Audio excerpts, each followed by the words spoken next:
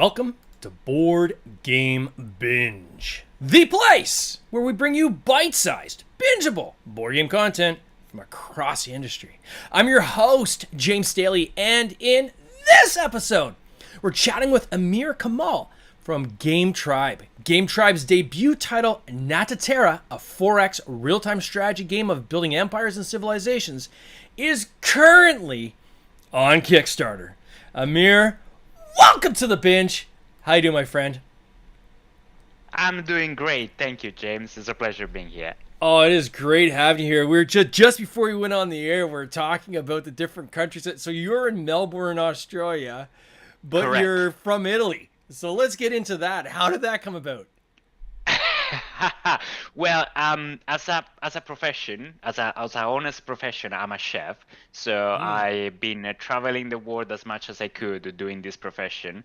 I obviously work in Italy, where I'm from. I work in a bit in London, UK, and then since I had a brother here in Melbourne, I decided to come over. And yeah, now it's 6 years that I'm in Australia. Can't complain. Definitely staying here. Yeah. And you said you live in the non-dangerous parts where all the creepy crawlies In aren't. the this is how I describe it. It's the non-dangerous part. Yes, I'm in the south, so Melbourne is in Victoria, so it's very in the south of Australia, and it's more cooler, and the weather is not necessarily great for massive spiders and crocodile. But Yeah. soon you go up and start to get close to the tropic, this is where trouble starts. Yeah. Oh, that's crazy. Now, how long have you been so you said 6 years as a chef? No, it's 12 years that I'm working hospitality, Oh, and it's wow. 6 years that I'm in Melbourne. Yeah. Oh, wow. And then, Yeah. is this something you went to school for, or like, how did you get into that? I did a professional course soon I finished my high school, and also it was very easy for me because my father had a restaurant for 33 years in Rome. And so it was easy to start from there. Then I've done a few professional courses to improve my skills. And yeah, then I start to work. That's it. It's a journey. Yeah, it's been a great journey. That's It's an amazing. amazing job. It's an amazing job to do. Yeah. And is the focus like on Italian cuisine? Like, are you bringing Italian cuisine around the world? Is that kind of the? Mainly, yes. Definitely my impronta is from Italian cuisine. Then I work in a very amazing Michelin star French restaurant in London that definitely give an impronta to my style. And then, yeah, when I came here, keep working European style. So this is pretty much what I do, yeah. Oh my gosh! And then, like, I know some people in the hospitality industry. It is time wise, it is unforgiving, right? Yeah, it hits. You were up really early, sourcing ingredients, getting the restaurant ready. Then, obviously go into the evenings and so forth when a lot of people like to eat their dinner. And by the time you get everything cleaned up and so forth, you're sometimes into the wee hours of the morning. So my question is like, where do you find time to work on board games? Look, to be completely honest with you, there are very good human rights in Australia. So I work my average 42 hours a week, and that's it. Okay. Where instead my experience in London and Italy was completely different, where the average of hours per week was like between 60 and 70, Yeah. especially when you work in a fine dining restaurant. So yeah, when I was young, I could afford to do some things like that. Now I cannot afford it anymore. And thanks God, majority of places, at least for my experience in Melbourne, the majority of places where I work, they didn't require any crazy amount of hours. So yes, this is actually a very good thing because I was trained to do some things wherein now they ask me to do what is considered normality. So I feel like I have more time, like a Okay. normal person. So yes, I have time to design board game. Yeah, How long have you yeah. been doing board? Like, forget even designing board games. Is playing board games been part of kind of your life, or when did you get Oh, into the hobby? 100%. Is absolutely a family thing. I have a brother. Sorry, that's my cat that is very active at this time. I have a brother and a sister, and since we were young, we've been always playing board games, starting from the classic one like Risk, Sure. Yeah. Monopoly, this kind of stuff. And yeah, growing up, we keep playing board games, especially because when I was like teenager, there was this new era of board games that was coming through, at least in Europe, like, starting with Catan and stuff like that. Yeah. There's been like a kind of revolution for more modern board games. And yeah, we kind of went with that wave. So we've been always playing board games. It's always been a family things. And yeah, especially my brother. My brother is a big massive player of board games, and since I'm here in Melbourne, we've been constantly playing board games. Like it's a weekly thing. So yeah, Online, or is he in Australia with you? he's in Australia with me. Oh, Yeah, nice. he's actually one of the reasons why I decided to come in Australia. Yeah, Well, that's fantastic. So is he one of these guys that has like all the shelves it's just loaded with board correct, games? Okay, correct, got the correct. whole game room and the whole bit, eh? Correct, correct. And then, so in terms of like, so playing is one thing, but then how did you get into designing games, and when did you first kind of dip your toe in that water? Well, I have designed only one game. That is the one that is right now on Kickstarter, and I've been working on now is nearly 5 years. It's 5 years that I'm Wow. working on Nataterra. And it very start with a piece of paper and a pen, no more than that. And through these 5 years, a lot of people ask me what was like the first things that I start to put on this piece of paper. And to be honest, I start to things that didn't even make sense between them. Like I start to put like a characteristic of specific units that I wanted in my game, but without even understanding what they were going to do in the game. Hmm. It was weird, but it was more like a hobby. It was more like some things that I was passionate about. Sorry, not necessarily passionate about the game. I was more passionate about the world that I've created, Yeah. because the first idea of this game, it wasn't a game. It's actually a story that I've been writing like for 12 years, Hmm. with all this world and all my characters in this fantasy world, and I never finished to write it, because every time I was reading what I was writing, I was like, oh my god, this is terrible, no one should ever read this. Yeah. And so I kept all these files on a drive folder without touching them for so many years. And then when someone suggests me actually to make a game, because someone suggests me to make a game, I was like, okay, sure, I have all this material, I'm gonna take it and incorporate it in this board game where I'm working on. And so that is how I started. I see. And then, so what was the inspiration behind the story? Like, where did you get the idea for the story? This is a very good question that I keep asking myself. Where all this is coming from? The easy answer that I've gave to myself is just a bunch of childhood trauma, most likely.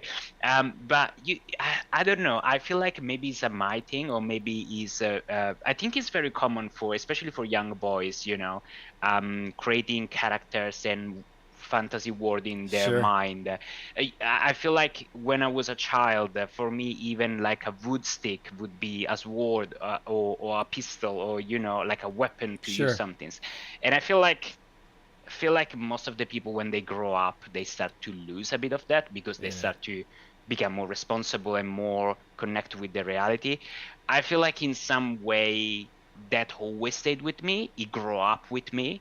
I was arrived to a certain point where I was questioning myself and be like, why are you still thinking about this? Yeah. um that's his child material. Why are you still thinking about all these characters that you have been creating, all this world and all this story? And until then, a certain point when I was like 16 and 17, I decided one day to start to write about it and see, okay, maybe some things, put it down. Maybe you're honestly processing your trauma, who knows? And just go with it. And it was terrible. I am not a writer. I am 100% not a writer. So I was like, oh my god.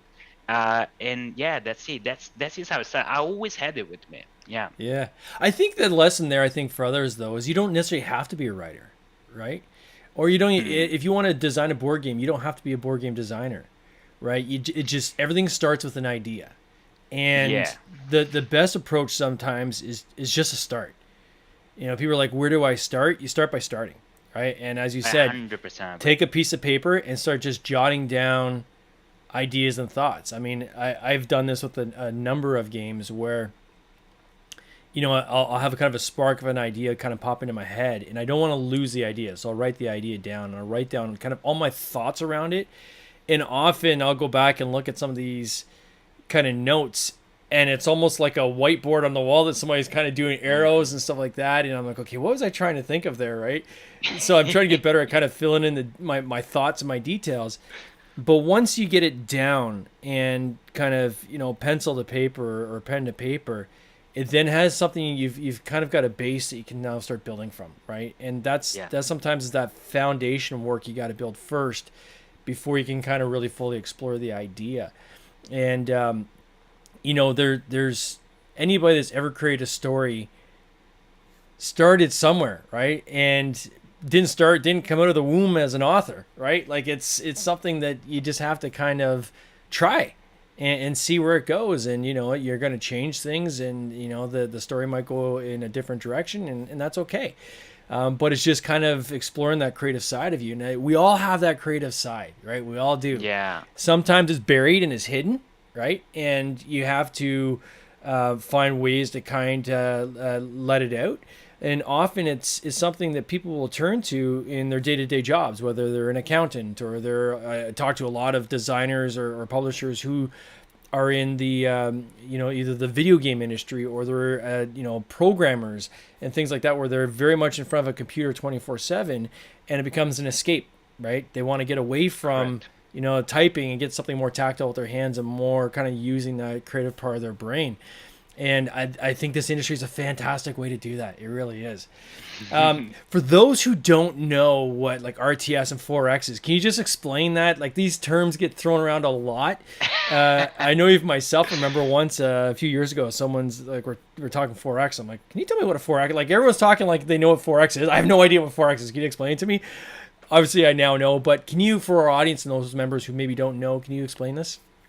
Absolutely. So I actually have been recently criticized for using this terminology, but the RTS means real-time strategy. Yeah. Usually it's a term that applies only to video games, because there is no real time in a board game, because every board game is a turn-based.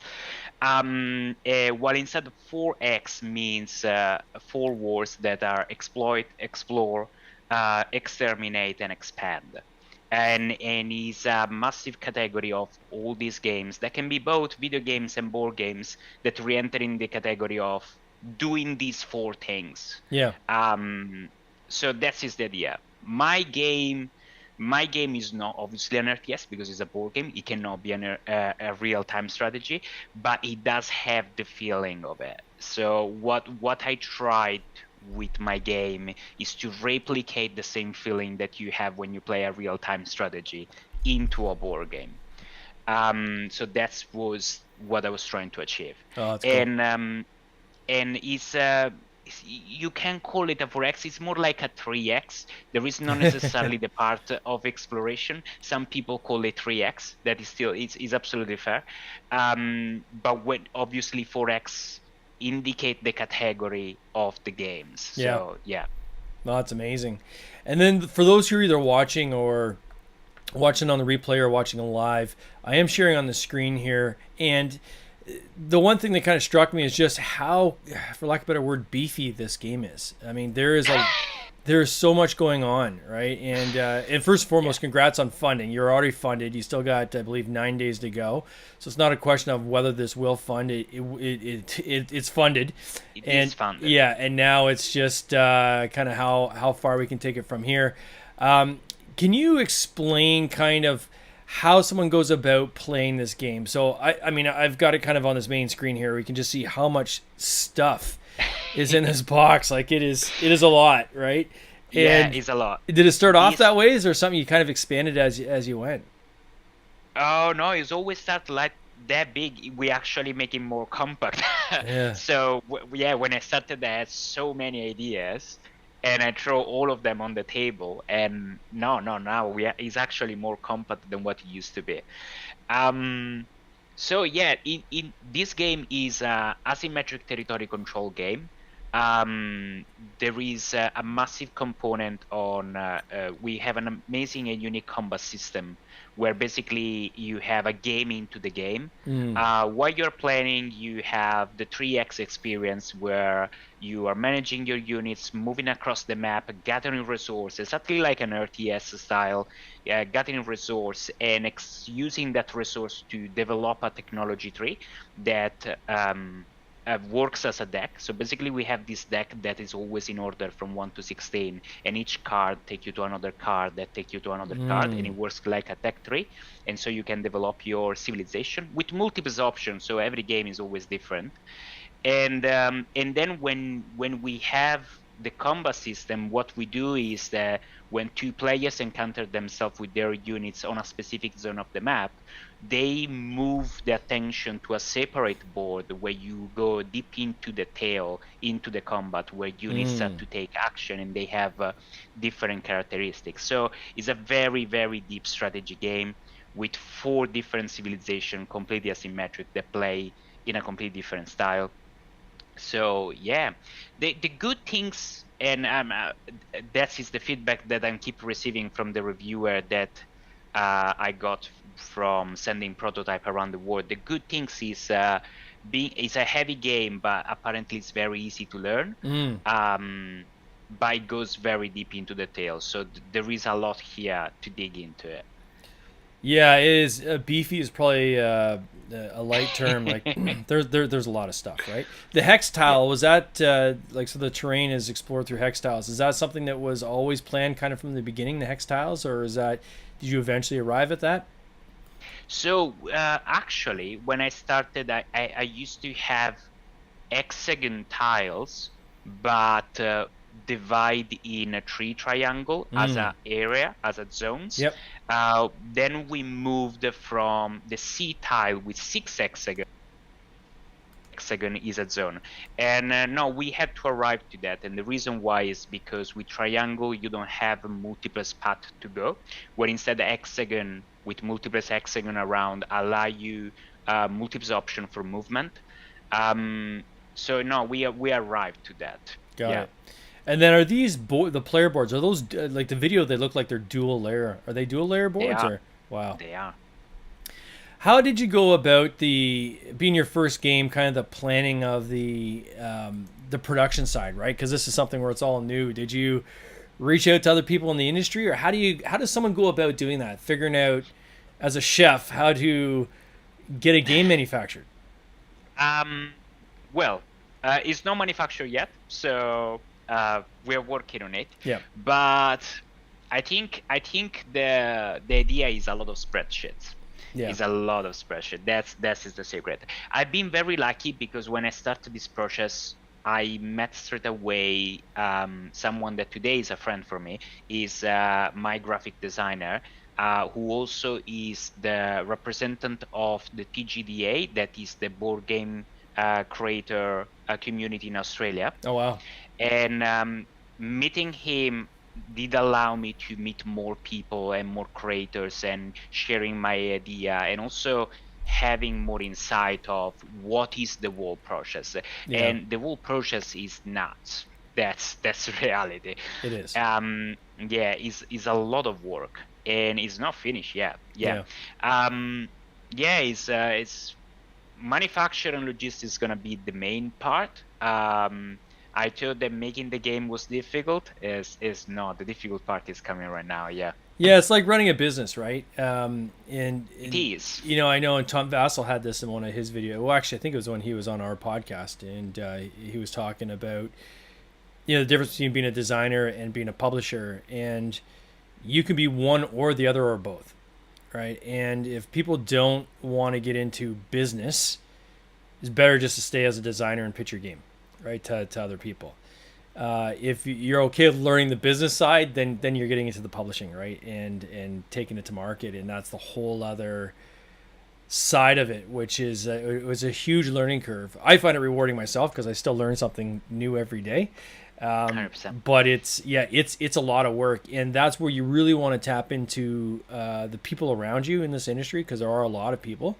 who've gone through it, and everybody, I mean, everybody wants to pay it forward, right? They want to see other people be successful, and make the path a little bit easier than it was when they walked it. And so that's the good news, is if someone is nervous about trying to figure this out, there is so many people around you and resources that can help you figure this out.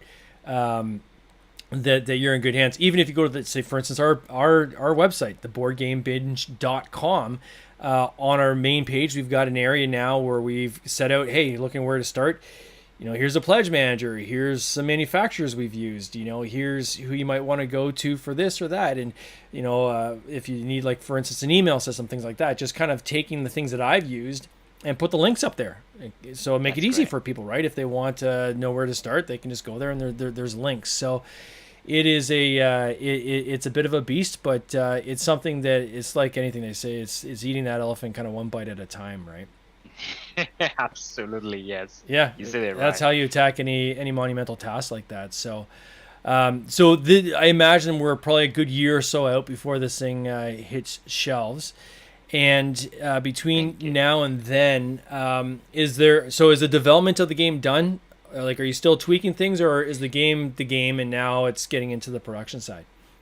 The game is ready. We're still allowing ourselves a bit of room for improvement and tweak a few things. But the game is ready. I am not planning to spend the next 2 years promising some things and don't deliver it. Good. Because I'm very concerned about that side of Kickstarter, because that is, I believe, incentivate people to don't make any more project, because there is this misconception. That is not a misconception. A lot of people do not deliver. A lot of people wait 2 years to deliver their project, and that is very sad. No, my game is ready. I went in Kickstarter with a product that is basically ready. Now I'm finishing to write the story, because with the game we're also giving the story away. So I'm finished to write my short story of 35,000 words. Is a little something that I give with the game. Part of me is the child in me is more excited about the story that I'm writing than the game that I've been creating for 5 years. Sure. But the game is ready. Obviously, we're gonna allow a couple of months for pledge manager post campaign, because there is all that side of trying to bring retailer on, distribution, all that kind of things. That is already started. Like, I mean, in 2 meetings every day. That is part of the business side. And after that, we are going straight away to manufacture and understanding logistic. We already wrap our hand around fulfillment. We still need to pick who's gonna be the person who's taking care, but we have multiple options in Europe. We have multiple options in Australia, New Zealand. We have multiple options for US and Canada. And, we constantly pay attention with tariff situation, Trump's decide, like, there is not much we can do apart from reassuring our bakers, especially the one in North America, that we are going to deliver and we are going to help them if that is necessary. I am planning to deliver this, even if that means not making margin. Like, that's is a life project, what I mean? It's your baby. You want to see it kind of get into the world, right? And correct. This is not a product for me. It's a baby. Yeah, you see that right. I totally get it, and I think that's a sentiment of most designers out there, is they just want to see their creation come to life, right? And they want to see other people play it, and most of us have jobs, right? And this is something that's a hobby. So yes, we have to make margin, because the margin pays for things like marketing, production, and so forth. But I always say no one's really driving Lambos making board games, right? Like, it's all absolutely not. It's like, it's doing it because it's something that we love.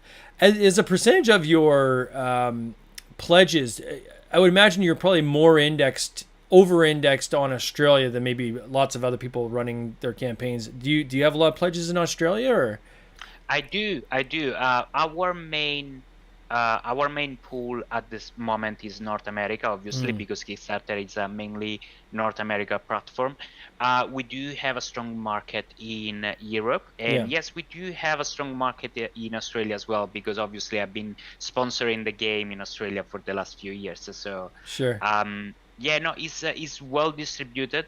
So I am less concerned from Tari's perspective because I imagine that most of the Kickstarter campaign most likely are coming from North America, and so the most of their baker Yeah.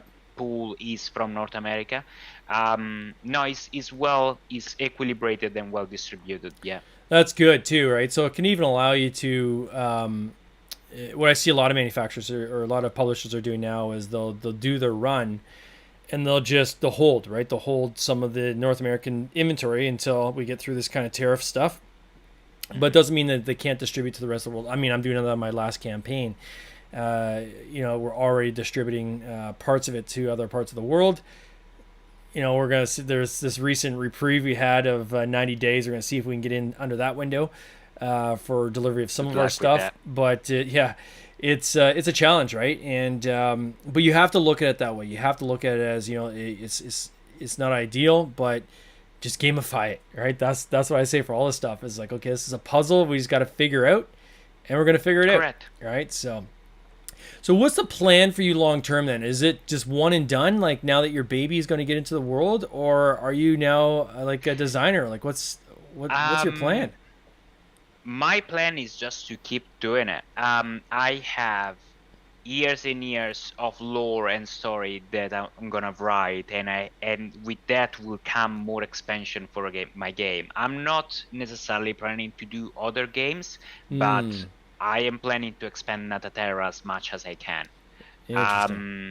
So that's is my focus. I have so much inside of me, and I just want to give. That's it. So just I'm gonna pair. So it's you're gonna continue publishing, you're gonna continue designing, but it's within the scope of this universe that you've built. Then, yeah. Correct. I mean, and I'm pretty sure you would understand this as a creative person. There is always like an idea in a project that one day you just wake up and you have it and you start to write it down about it, and then you just keep it there. Yeah. And you have like this wall of 10, 12 ideas that you want to do, but you never do because you don't have the time for it. Yeah. So sure, I would love to do more games. Yeah. But my main focus is on Nataterra, 100%. Yeah, my brother and I, who's my co-designer on a lot of our games, it's like a fractal, right? Where we'll start on one idea and it fractures off, and it's like, okay, yeah. And so we've gotten more disciplined at just jotting that down and then coming back to, okay, let's get back on the path here, right? Because it just spiders, right? Like all these ideas that start firing, and one idea leads to another, and you want to pursue them all. But if you end up trying to do everything, you end up doing nothing. So you have to. So what we do is we end up just jotting it down. Okay, that's a great idea. I'm gonna jot it down here on the idea board. Keep it there. Let's get back on the path, right? Yep. And let's continue this journey because we got to get this one line done. But man, there's been so many game ideas and concepts that we are working on or have already put out that have come from that have been these little ideas that kind of just fractured off while we're doing game design. And that's a cool feeling when you can create another completely different game based on a distractive idea you had while you were doing another game, right? Like that, it's cool and it's fun. For those who want to follow this campaign, I am going to put a link in the show notes, but if they can also type in Nataterra and they'll find it there as well. Do you have social channels that people can follow this journey on as well? We do. We have Instagram, Nataterra Game. We have Facebook for Nataterra. Yeah, mainly that's it. We have our Discord where we organize time to time some games. Yeah. We do have the version on Tabletop Simulator for who wants to try it for demo. So yeah, absolutely. People can reach out. I'm always happy. I had a game today with a person that he wasn't very sure to buy the game or not. And I was like, look, I'm very happy to play with you. I'm always happy to play. I play my game pretty much 5 times a week. So if someone wants to try, can reach out. Yeah. And I'm very happy to organize it. Oh, that's amazing. Well, Amir, I want to wish you all the best on this campaign. Congrats so again on your funding. I know you got another 9 days, so there's lots more funding still to come. And it is so awesome to see someone pursue their dream and bring to life something that they've created. So I have nothing but the warmest regards for you guys, and I can't wait to see where you land, my friend. Thank you, James. Thank you so much. All right, you take care. Cheers. This has been an episode of the Board Game Binge podcast, hosted by James Staley, produced by James Staley and Mike Bruner, with original music by Nick Smith. If you would like to watch these interviews live, simply subscribe to our YouTube channel, Board Game Binge, and you'll get access to live interviews, giveaways, and interesting board game content from across the industry. I can't wait for you to join us. See you next time.